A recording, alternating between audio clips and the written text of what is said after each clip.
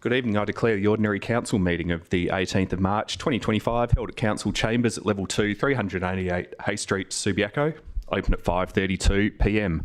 Welcome councillors and staff, media and members of the public. I'll record attendances now. We've got an apology from Councillor White. We have Councillor Rosemary De Vries attending electronically with prior approval. And we've got the remaining elected members here in person, so welcome to you all. I see 5 members of the executive leadership team here in person too, so good evening to you and also to your staff. Okay, leave of absence requests. We'll start with Councillor Powell, seeking leave of absence from the 20th of July to the 30th of July inclusive, and we'll be voting by show of hands this evening.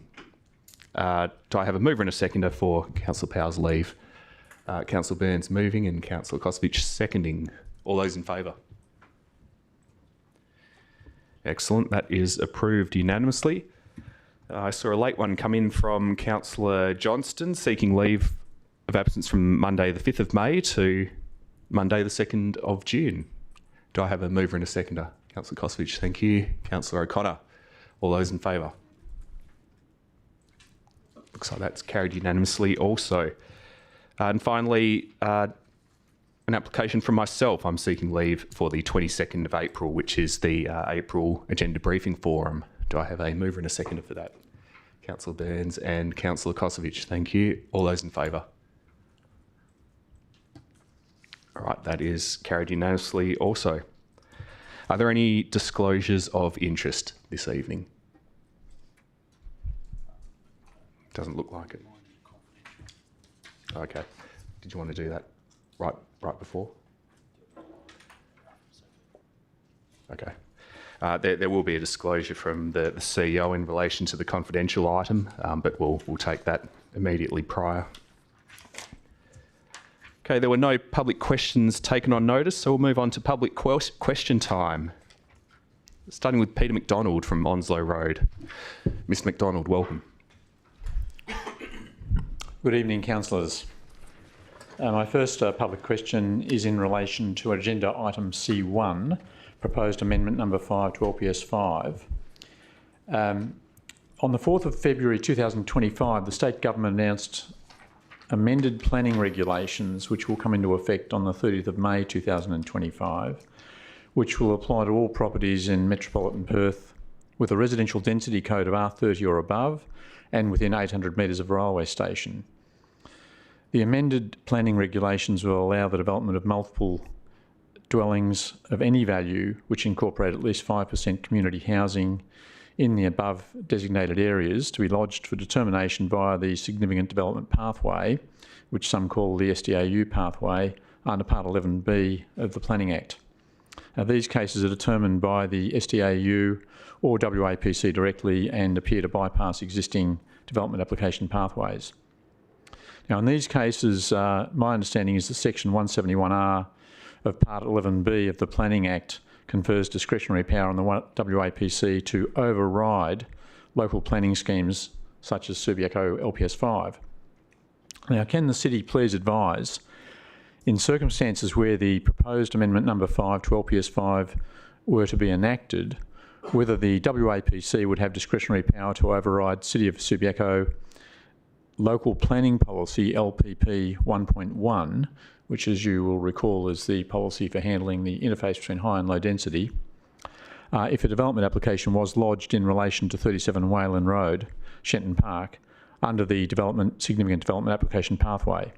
In other words, would the WAPC have discretion to override not only the LPS 5 itself on things such as height and plot ratio limits, but also the increased setback protections that LPP 1.1 would otherwise provide to the low density properties directly abutting the, by then, higher density property at 37 Wayland Road?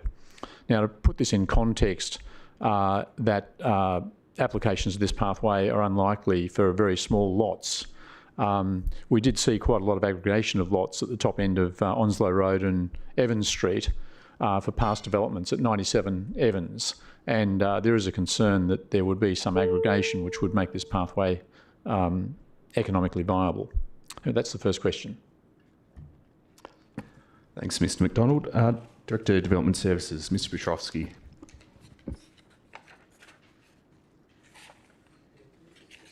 Oh, sorry. Thank you, and through you, Mayor.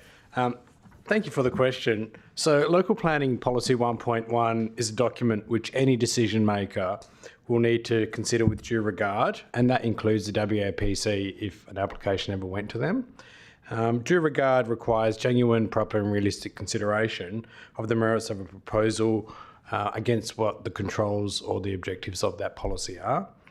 Local planning policies aren't law, and discretion can be applied to when considering planning proposals which don't meet the particular controls. So they can approve things outside of those particular controls through the use of discretion.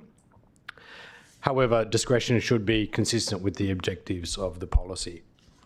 From 30th of May 2025, the significant development assessment pathway will expand, and subject to meeting certain requirements, some properties will be available to that. If Scheme Amendment number 5 proceeds and is gazetted, this site would be eligible for that pathway, provided it includes 5% community housing. Whilst it may be possible that a significant development application pathway is taken for this site, in its current circumstances, if it was rezoned, it's probably unlikely given the small nature. But I know that you elaborated about the aggregation.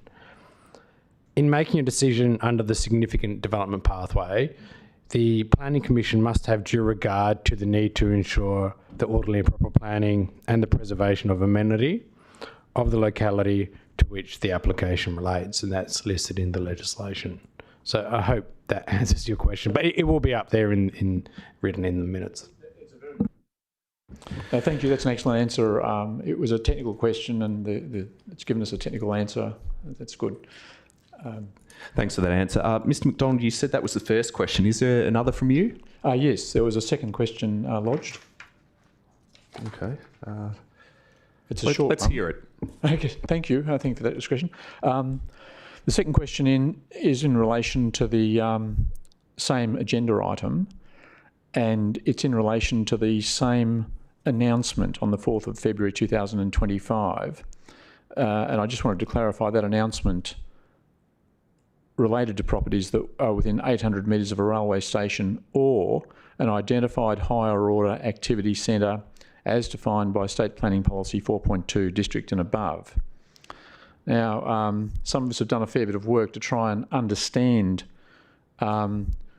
what activity centres of that sort we have in the city of Subiaco or within 800 metres of the boundary of the city of Subiaco. And we haven't been able to do that. So the question is, can the city please advise whether there are any identified higher order activity centres as defined by State Planning Policy 4.2 district and above, either in the city of Subiaco or within 800 metres of the boundary of the city? And if so, please identify these centres. To give you an example, let's say QE2 was one of the hospital, Charlie's was one of these centres. Because that's within 800 metres of the boundary of the city of Subiaco, that 800 metre range would extend up into the southern end of Shenton Park, where I live, for example. And we don't know, for example, whether the shopping centre in Onslow Road would be a higher order activity centre, or whether the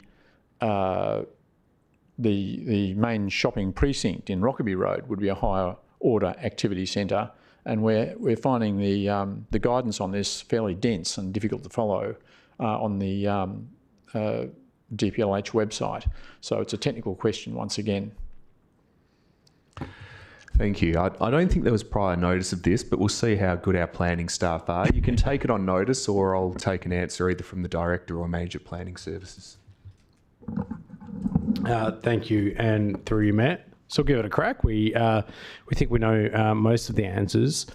So our local planning strategy maps out what our activity centres are, and those activity centres are either listed in the state planning policy. So the one that's listed would be the Subiaco Activity Centre, so essentially our centre RAC zone around the town centre and Hay Street and Rockaby Road.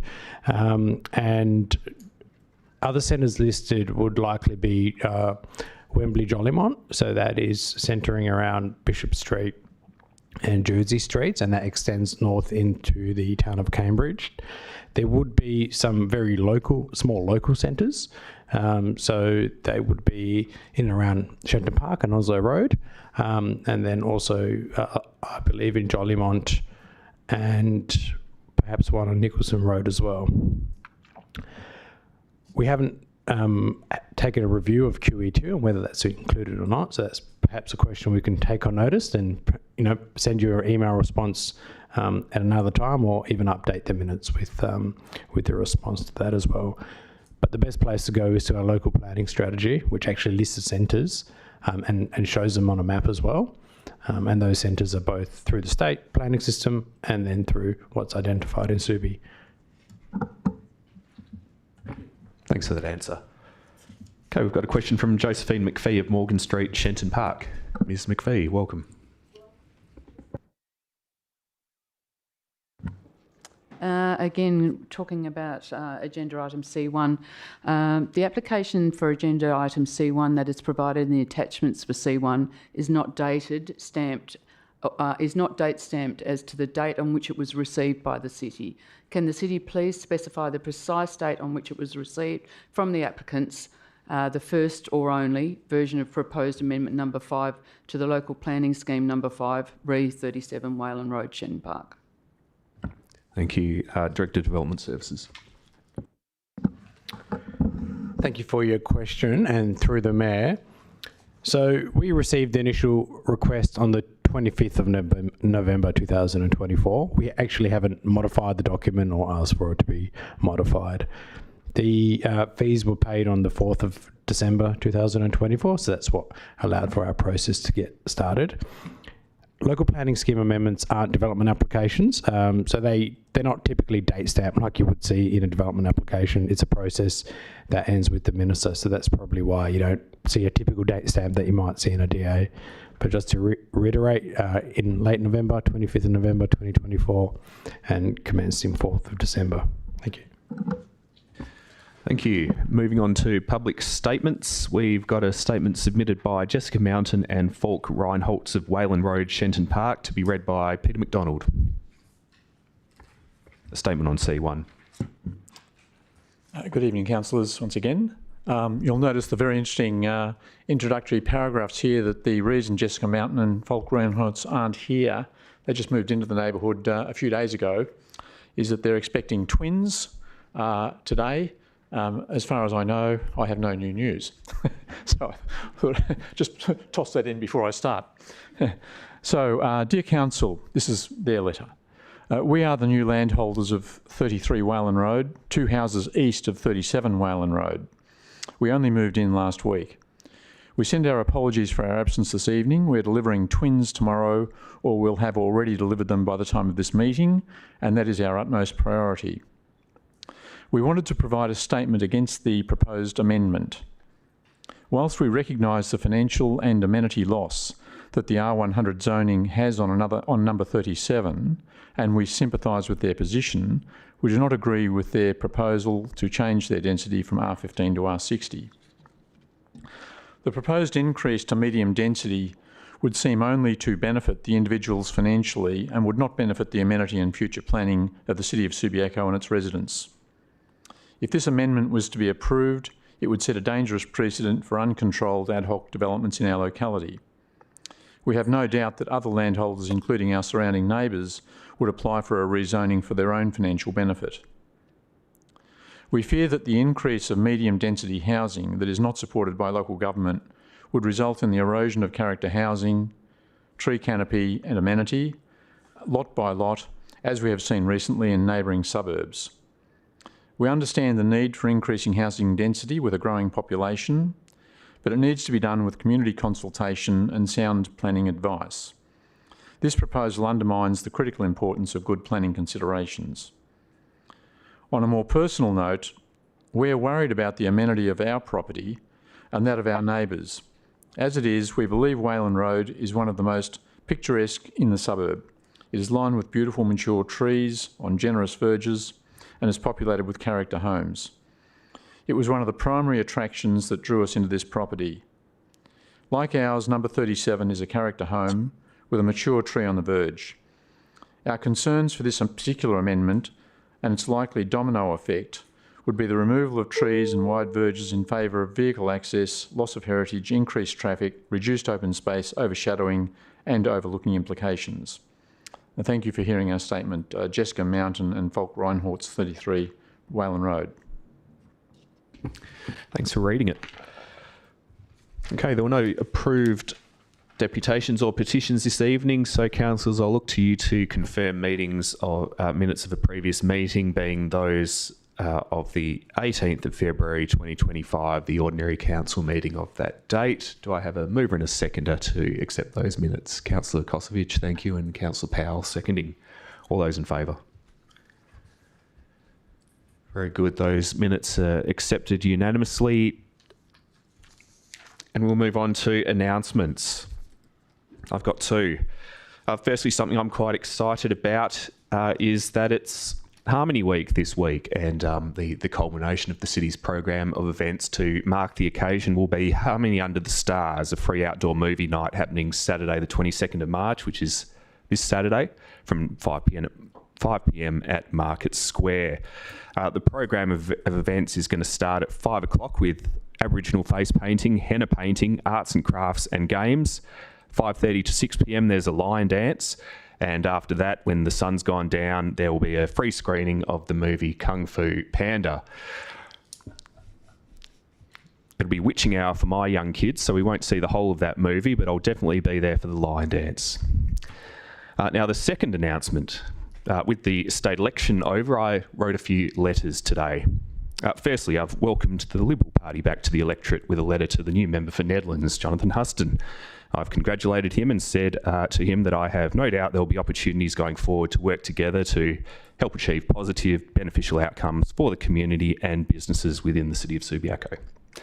I've also written to the outgoing member for Nedlands, Katrina Stratton, to wish her all the best, to give her an early congratulations on the assumption she gets elected to the upper house, and to say that we will welcome her ongoing support of the city of Subiaco. And now that the election's over, I see no harm in remarking at what a fantastic local effort it was to see community members pick and run their own candidate for the seat of Nedlands. Councillor Rosemary DeVries, welcome back to council. Last I checked, the community behind you had landed somewhere over 9% of the vote, so about fourth place. Not a podium finish, but what I would say is that a fantastic effort without the support of a party and without large corporate donors, and I think it's a testament to the goodwill that exists out there in the community and the level of engagement that we see in the city of Subiaco and presumably other parts of the Nedlands electorate as well. But for now, we can forget about all that and turn our minds to the work at hand in this local government democracy of ours, which is what I'd say is some of the most accessible and most pure democracy that one can access in this country. And it's also some of the most fun most of the time. So let's do some local government. Okay, reports for debate. There's a number of reports and officer recommendations which could potentially be carried on block on the basis that they have no special voting requirements and there's been no amendments or alternatives submitted in relation to the officer recommendations. The possible on block item that I've got in front of me would consist of the following: AR1, AR2, C1, C2, C3, C4 and C6. Does anyone want to pull any of those items out of the en bloc vote?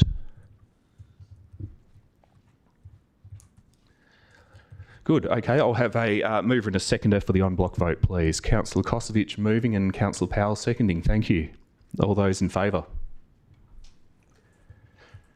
Fantastic. So the en bloc items carried unanimously, and for those watching, I know the two people in the gallery know how these things work, but in case there's someone watching at home as well, what this means is that the item, well, all of the items on the en bloc, but in particular item C1 regarding the proposed Shenton Park scheme amendment, those items have been carried as recommended by our staff, which in the case of C1 means that they don't support the amendment, and nor does council.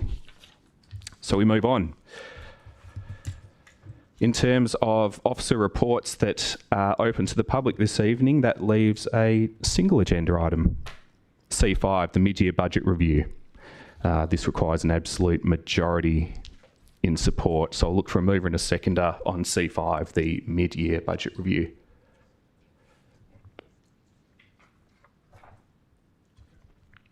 Councillor Burns, thank you, and Councillor Powell. Councillor Burns, do you want to speak to the item? Councillor Powell? No? Okay, well, given that the mover and the seconder haven't spoken, there's probably not a huge appetite for debate. So unless I see an indication otherwise, I will call a vote on this item. All those in favour of C1? C5. Okay, that's carried unanimously. Thank you.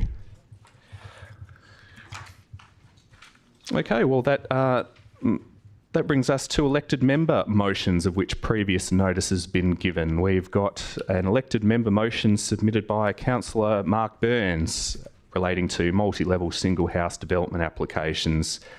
The elected member motion was published and circulated with this month's agenda. Councillor Burns, I assume you want to move your own motion. I'll look for a seconder. Councillor Kosovich, thank you. Councillor Burns. Thank you, Mayor McMullen. Councillors, I know I am fond of elected members' motion. I think most people know that. And I know it's not a fondness carried by all. However, it is part of our process, and consequently, it is something that I use. The Mayor stated that this was about multi-level single houses developments, and that is its title, but I would put it to you that this is about heritage. I believe heritage is important to everybody here, but I think that it goes beyond question, and it's been recently part of our discussions that heritage is really the basis of what Subiaco is all about. It's what carries us. The fact that we've gone to great lengths over decades to protect it and have done a good job. We haven't protected everything, but we have, we use the word stock. Our heritage stock has remained as best we can intact, and we move forward in doing that. There is a situation here that I put to you that using a section of the regulations that we can capture and bring into the chamber heritage matters in heritage areas. I'm not going to go into the details of it because I'm just going to be repeating what's in front of you. However, I will say this. Inside the staff's comments, we find that, we don't have to do it now. We can do it in June. Okay, it's an adjustment of delegated authority. Let's do it later. Okay, well, I don't hold to that. It's also, and I'm not going to say I disagree, but we're told that they've been doing it the staff's been doing it for 5 years, and they're doing it well. Okay, and I'm not going to dispute that. However, that does not mean we can't be doing it, making the decision. And I will delve onto that later, but I would consider it that's part of our job. That's what people expect of us, is to be dealing with matters in heritage areas. We're also told that my use of the word level is confusing. I'd say it's actually capturing. Right? The staff seem to think that even if there was a one step in the veranda, all of a sudden everybody's confused that what's a level? Well, I don't hold to that. Level is captured by definition in the natural sense of the word. I don't want to debate it all night, but could tell you that actually story is more confusing in a planning sense. As one example, if you've got enough height, you can put a mezzanine into something and you actually still have one story, even though you've put a mezzanine in. Because a mezzanine is not a story, but you could put it in there with enough ceiling height. However, if you use the word level, the mezzanine alters it. So it captures height. Just a little food for thought. Staff also tell us that they currently have a shortage of staff, which I was unaware of in planning, and this would, my elected member's motion, which I would suggest is our elected member's motion, I put it forward, but it is a democracy, as the Mayor has told us, so it's not mine. As soon as it's on the table, it's all of ours. But we've got a staff shortage, which is going to be greater, so there's going to be additional cost if these matters were brought before us. I won't even comment on that. Everybody can make their own mind up. All right, it also seems it's going to take us longer if it comes to council. And that's not good, but it's heritage. Heritage takes a long time, okay? And it's something we need to protect. And if it is going to take a little longer, I'm okay with it. All right, what else have we got? Okay, there seems to be some confusion. When confusion's not good. We've also got reputational damage. Well, reputational damage, whose reputation? The staff's or ours? I think reputational damage is something we bear. I'd like a little more time on this, and I will just... Oh, okay, well, I'll get... No. Let's deal with this. Time. The Mayor's drawn my attention to it, so I'll just deal with time. We got through this meeting in 23 minutes, otherwise behind one matter behind closed doors. If I hadn't have brought this to the table, this matter, the Mayor would have gone behind closed doors after 23 minutes.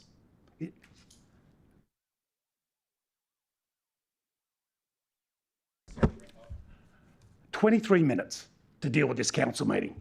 Is that what we're here for? I'll deal with it in summation later on, but in talking about this, councillors, please consider this.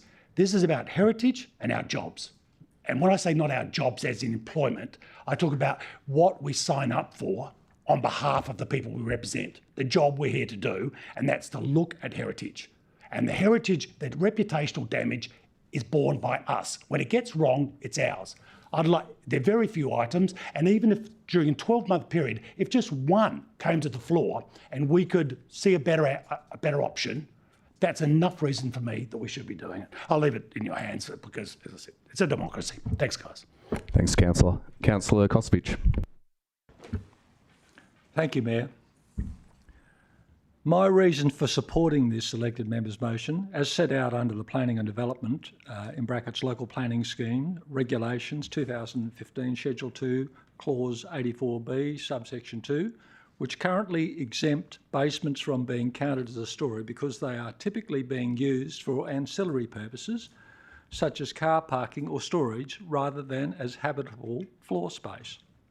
As proposed in this amendment, the Council should, in my view, substitute the term stories with levels, and there is ample justification for doing so, as it would allow basements to be more realistically counted as a multi-level single house development in the heritage list or in a low density heritage area, and ensure that they are presented to Council for determination. This would allow for a more accurate assessment of what I believe has evolved into a broader utilisation of basements which are becoming larger and more inclined to be utilised for alternative purposes other than that currently captured in the local planning regulations. It would also result in more heritage DAs coming before Council for review, and it would allow greater scrutiny of these plans.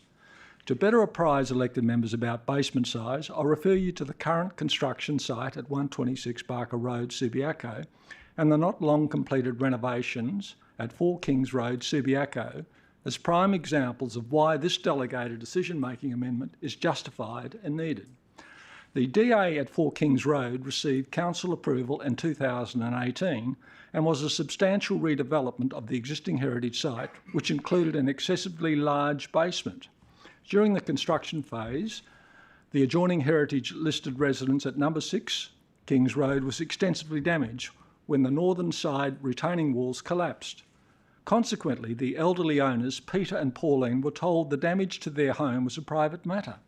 This caused them considerable distress, and were it not for the continued efforts of Salisbury Street resident Mark Tonti, who came to their aid, the damage to their home may never have been rectified.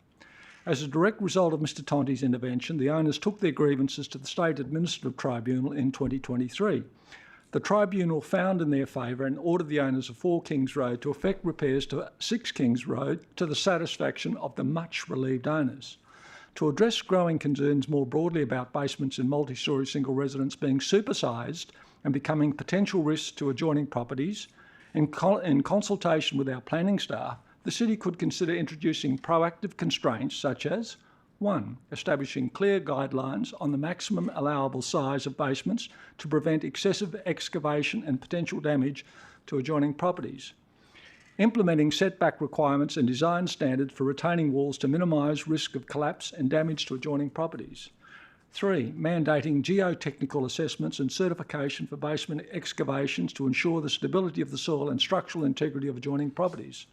4. Requiring developers to take remedial measures to protect the fragile foundations of adjacent limestone-based heritage residents, such as installing shielding or underpinning to prevent damage from basement excavations. By introducing these constraints and guidelines, the City can better manage the risk associated with basement developments in heritage areas, thereby ensuring the new development respects and preserves the area's unique character, and in doing so provides more effective checks and balances that protect adjoining property owners. Finally, Council's effective oversight of development in heritage areas and across our community has never been more important and pressing than right now. I commend this elected member's motion to you. Can I just add, Mayor, quickly while I've got some time? I have received an email from the owner of 122 Barker Road, who's alongside who's on the eastern side of 126 Barker Road. He's had right up against the wall, 2 metres below the retaining wall.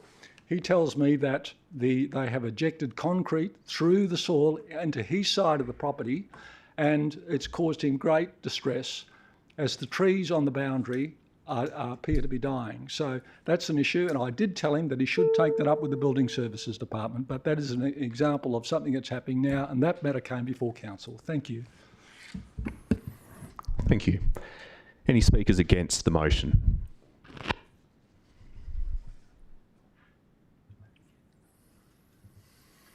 Okay, I'll enter the debate and I'll speak against.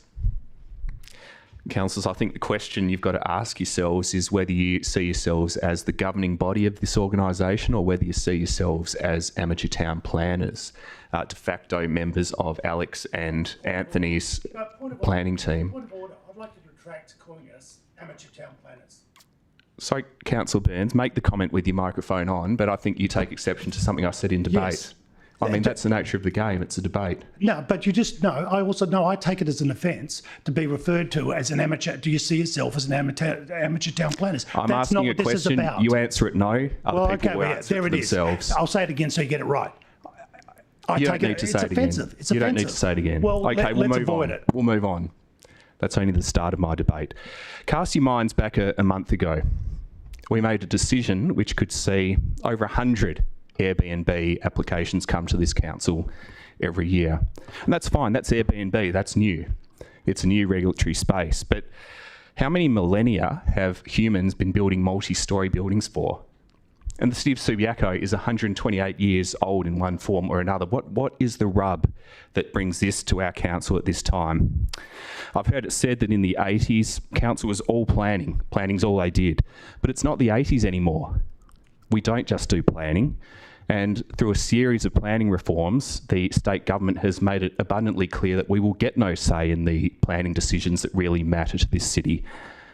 So as a mayor, I'm not interested in taking the scraps. And I know other mayors who feel the same, but will say it in far different language to mine. Look, I don't support the clawing back of delegations in a blanket fashion. It's the exact opposite direction of the direction I see this council going in. I don't think the Board of Woolworths approves the price of bananas, and I don't think the board of Woodside is deciding what colour pens they're going to order in the next stationery order. There's decisions that boards or councils should make, and there's things which should be delegated to staff. So why would we keep routine decisions for ourselves?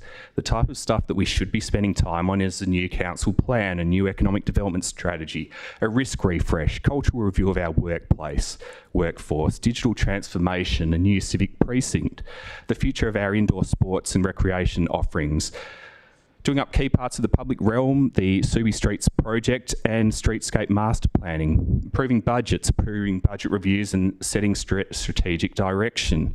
Council, as a general rule, should not be deciding single dwelling applications.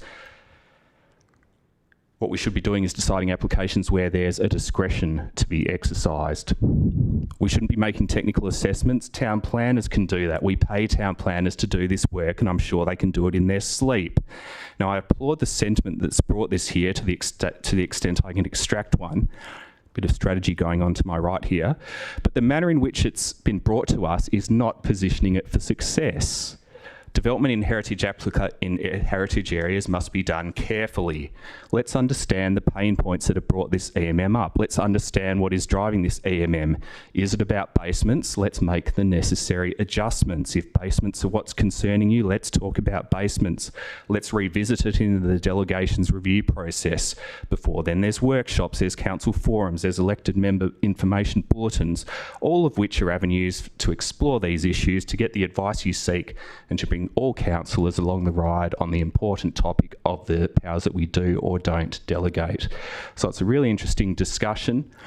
I'm really looking forward to hearing the close, and I'm also looking forward to hearing the rest of the debate and seeing what people think of this matter, which I think, for the most part, you've found out about for the first time when the agenda was published to the public.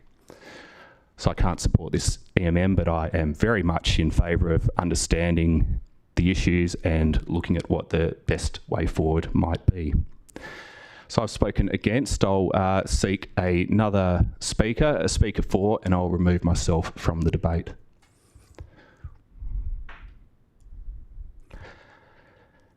Okay, speaker against. Ideally, we'd have a speaker against, but if there's no one else ready to speak, Councillor Jones, let's hear it from you. Thank you, Mr. Mayor.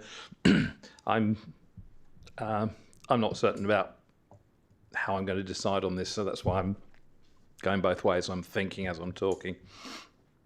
I take Councillor Kosovich's point about resident neighbours who have been impacted by some of these things. It would seem that there's been some sort of failure in the system that's allowed these developments that have adversely impacted quite seriously some residents. So I have some sympathy for that.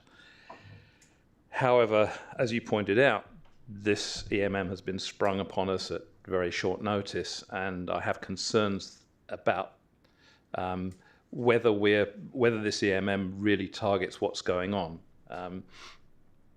If it's basements, then maybe it should be talking about basements rather than levels. It could be DAs where there's an excavation within a metre or so of a boundary to a certain depth or of a certain area. This seems to be rather a scattergun approach if what we're actually targeting is basements. And that's my concern, I guess. I think this needs more discussion. I'm sympathetic to changing the delegations so that we do bring stuff back, but I'm also concerned that it does distract us from the more strategic work, which is the nature of the council. So I'm open to more debate, more discussion, but that's where I'm lying at the moment. Thank you. Thank you. I'll take any speakers now. Councillor Johnston. Thank you. Actually, I've got a question. When was this type of DA removed from coming to council to be decided by EMs and go under delegation? As in, this used to these sorts of DAs did used to come to council for EMs to approve. When did it go to delegation? That's a difficult question. Director of Development Services, do you know the answer? Thank you, and through you, Mayor.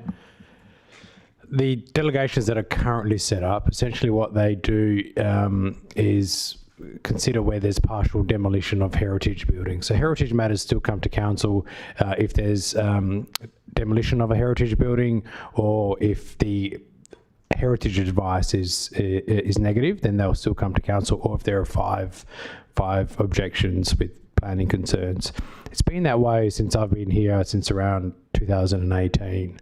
So council was never really considering all heritage DAs. It was always some sort of delegation to the staff to be able to deal with most of the routine matters that will come in. And we've been like this since about 2018.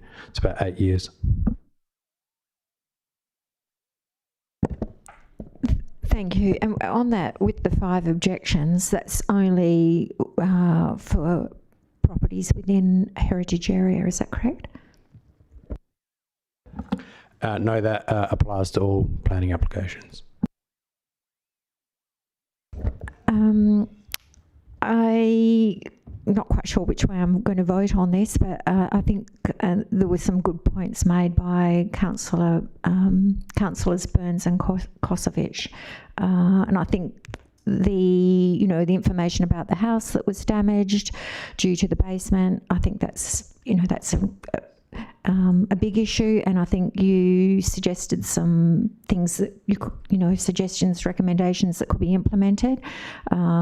Maybe, I don't know if this amendments, elected members motion captures all of that, but I think there's some merit in your argument. Thank you. Councillor O'Connor. Thank you, Mayor McMullen. I'm also unsure about this item. As people would know, I'm a heritage practitioner, so heritage is my bag. That's what I do. I love heritage, and Subiaco has done fantastic work over many years to identify and protect its heritage places and heritage areas, and in many respects has led the way in Western Australia. And Council's decisions in relation to heritage reflect the community values for our historic building stock and the character and amenity that we all benefit from and cherish. I have had feedback from the community that they are surprised that decisions about heritage areas are made under delegation, and their expectation is that these decisions would or should be made by Council. It's not a statistical survey. It's people who've come to me and had a chat. And I've no sense that those comments are a criticism of the work done by officers. There is nothing that comes through that is a criticism. It's more that the increasing use of the design pathway as a way to stretch the limits of what is being applied for, they feel that should be coming to Council for decision rather than being dealt with under delegation. So that's certainly something that I've heard. Heritage places are obviously vulnerable to incremental change, and it means that change needs to be considered very carefully, and we've got a range of planning policies that assist both us and officers in making good decisions. But change doesn't just come in the form of basements and upper stories. It comes in all sorts of forms. So the question for me is whether the wording of this elected member's motion is appropriate, effective, efficient. And like Councillor Jones, I just feel like it's a bit rushed, that I would prefer a little more time to consider all of the implications. Councillor Burns has mentioned time, and obviously as a council, our meetings have time to make more decisions. But as the Mayor has said, the issue is also, well, are those the decisions that should be coming here? We do a lot of work outside of these meetings as well, thinking about strategy, discussing issues. that then come to us later. The wording of this EMM will result in applications for upper stories and basements to come to council based on the officer report. It may also result in developments coming to us where there are changes in levels, depending on how that's interpreted. I'm concerned that that's going to cause a bit of confusion for applicants, and I really don't like the idea of confusion for applicants. Clarity is really important. It also means not everything is going to come before us in heritage areas. So how are those people, the neighbours of those developments, going to feel if what's next to them is not coming to council? So we create some haves and some have-nots through a decision like this. The officer reports notes it might be clearer if all applications for heritage protected single houses are determined by council. I don't have a sense of what volume of work that might be yet, because again, there hasn't been a lot of time to ask all of the questions, and sometimes you need time to think about all of these things before you ask the question, and I don't want to spring that on the director today. So I am quite torn. I'm not unsympathetic to the idea of reviewing the delegations. I'm just not sure that this particular motion is the right way forward today. Thank you. Two councillors we haven't heard from yet. Councillor Powell, thank you. Put up a hand as well, but I'll go first. Yeah, look, I've got a foot in both camps on this. I am aware of the problems with the basements, and in fact, I think Councillor Kosovic and I attended a couple of SAT hearings in which basements were quite a feature. And look, I think there has been some, it's not misuse, but I think back in 2019, the government made a decision about multi-storey buildings, and that if the parking was more than 50%, if the parking levels were more than 50% below ground, then they weren't included as a storey. But that was for apartment blocks. But then that got translated into the R1 codes as well, so that we end up with the same provisions applying. But they're not being used for parking, they're being used for accommodation. So it's not illegal, but I don't think that was the original intent of the changes that were brought about in 2019 for multi-storey buildings.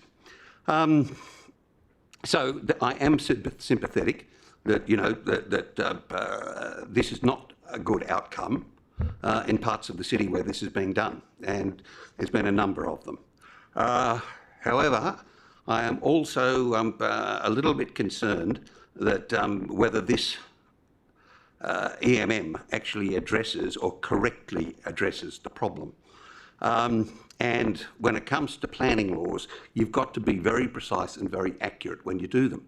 I remember being here when there was one in Forest Street, and we had planning lawyers, you know, sort of, you know, facing off, you know, and arguing vehemently about the points of planning law. So, I mean, you've got to get it right. So I'm probably thinking we probably need to take a little bit more time about this. The delegations are going to be reviewed, and perhaps that's the best time to do it when we've and to make sure that we've actually got the language, especially the one about levels and stories, because that was the feature, I think, when you went back to Forest Street and the arguments over that. So, yeah, look, I'm probably not going to support it, Councillor Burns, unfortunately, although I am quite sympathetic, but I'm probably not until I have more clarity about and personal comfort about what's actually going to be achieved. Thank you. Councillor De Vries, you were looking to speak also. If I can, yes. Thank you so much. Through you, Mayor. Yeah, look, I think this is an important decision, and I thank Councillor Burns for giving us something to think about in terms of our defined a new role that has happened with the changes now that we don't take that you know, decisions on planning are quite so forefront in our role. But I do agree that we should still be considering the impact on the community. When there is a negative impact, we obviously need to be sympathetic and concerned. But I am also of the view that this isn't the time for making this decision. I think there is a process to go through changing delegations, and that process really requires that we understand why it's happening, and the language has to be correct. We have to look at the short and long-term implications. We also have to look at the fact that planning is a very, very niche field, and I'm doing my diploma in local government and attended some workshops, two workshops recently on planning from a very erudite planner, Donna Shaw, and I can tell you that the more I know, the less I think I know. So I think it's really important to get this right. And again, it's really giving us food for thought. But if it does have to come back to us and we've had more time to consider it, and I think that's how it should be done. So again, thank you for bringing it to us, but tonight it does not have my support. Thank you. Councillor Burns, an opportunity to close.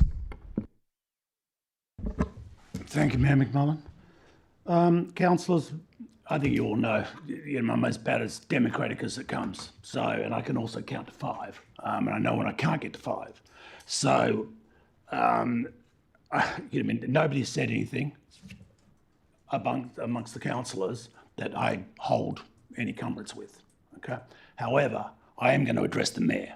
All right. I don't like somebody talking about heritage and scraps in the same sentence. All right. And that you said it, pal. I mean, it's on the record. Heritage. We shouldn't be dealing with heritage scraps. I'm going to tell you, sir. Okay. Personal explanation. I never said heritage scraps. I spoke about scraps in the context of a series of planning reforms. But continue your close. Heritage scraps. You said it. No, One I didn't. sentence. You did. Heritage. Okay. You go and check the record when you go home, Councillor Burns, and continue your I'll close. check the record. I'll leave it at that. You can be quiet now. Yep. Send me an email. Yeah. No. What? You can just don't deal with it. Do you know what we need to deal with? You know what I mean? I consider this. I know more about this city than you do, and I tell you one thing: they love heritage. And I can tell you, the people that care about heritage and hear the way you deal with it, and we're just going to pass it on to the staff, don't like it. I'm going to stop you there. I wouldn't accept your comments towards any councillor, so I'm not going to accept them towards myself either. Well, I'll finish on this note. Right? Yeah, finish, please. Yeah, no problems at all, okay? I can tell you, the people that love heritage, come October, are going to go shopping for a new mayor. Okay, we'll see about that. But even if they do, I've got a lot of options. Okay, we'll call the vote. All those in favour of Councillor Burns's motion? All those against? Okay, the motion's lost, and what a debate. Let's move on.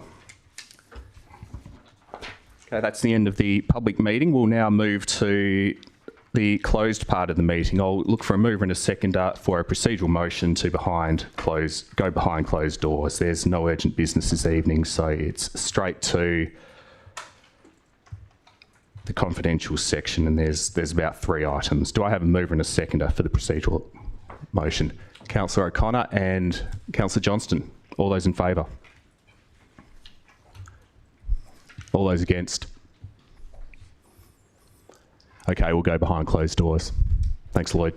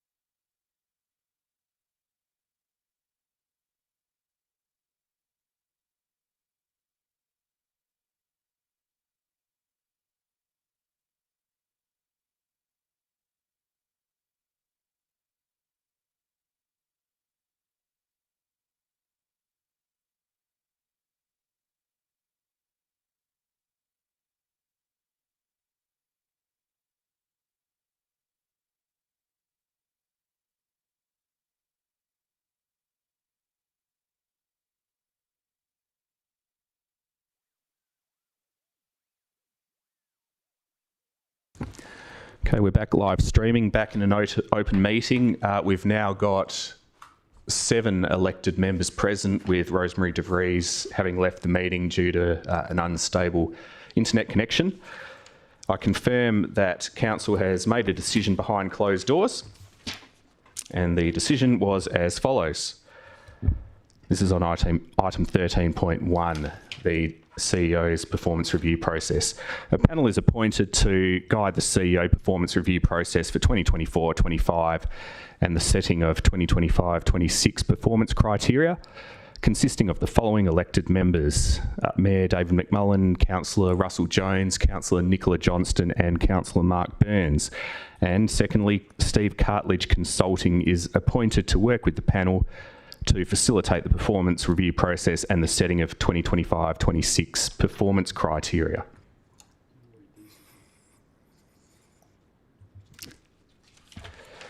My mistake, I was thinking too much about 13.1, but there were also 2 additional decisions made. On item AR3, the decision was that the leasing internal audit is noted, and on AR4, the decision was that the internal review of the city's compliance calendar is noted. Okay, councillors, that brings us to the end of the agenda. I therefore declare the meeting closed at 6:33 p.m. Thank you, councillors, and thank you, staff, for your contributions.